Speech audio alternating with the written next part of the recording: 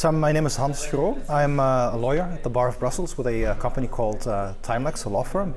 And we specialize really in innovation, legislation, data protection law, data management, and those kinds of topics. So our role in this project is mainly to make sure that the project is executed in compliance with European legislation and also with European ethical standards, fundamental rights and human rights.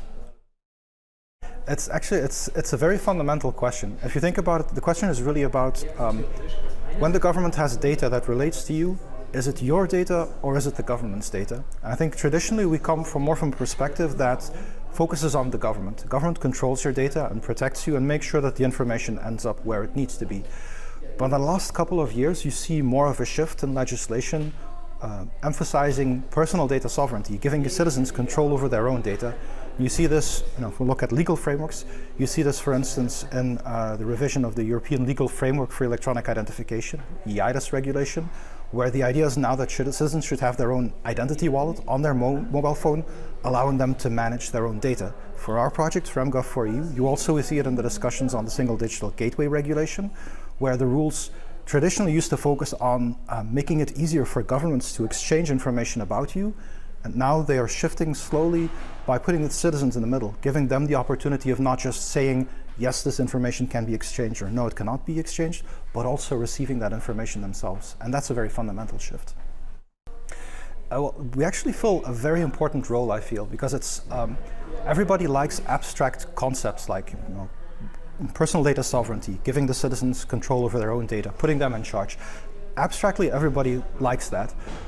But the devil is very much in the details. How do you make sure that by giving people their data, you're not accidentally creating new risks? How do you know that the mobile ecosystem is trustworthy and that citizens can use it, that it doesn't contain any gaps, and that the interactions that citizens have, that they are appropriately secured?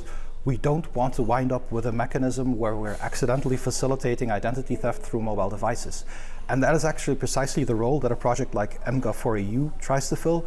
We basically build, design, test possible applications that can be used by citizens to manage their own data in a secure way, including by facilitating government cross-border transactions. So that provides a very good building block that currently doesn't exist anywhere in Europe. So that's a very important role.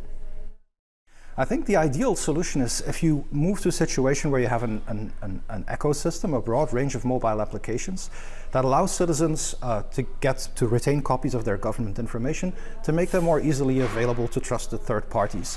I think there's a broad consensus on the app concept. It's also what mGov4EU is doing. What still needs appropriate designs, appropriate security measures is making sure that all transactions are trusted.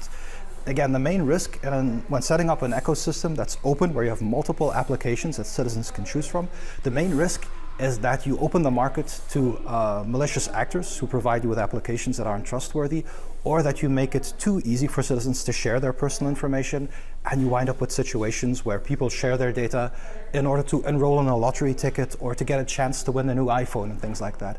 And that, I think, is an important part of the safeguards that are being piloted at the European level, and where mGov4EU is also looking at how you can build that kind of trust ecosystem. And if you do that, then you have, I think, a good balance between giving citizens individual control over their data, while also making sure that they're protected against abusers.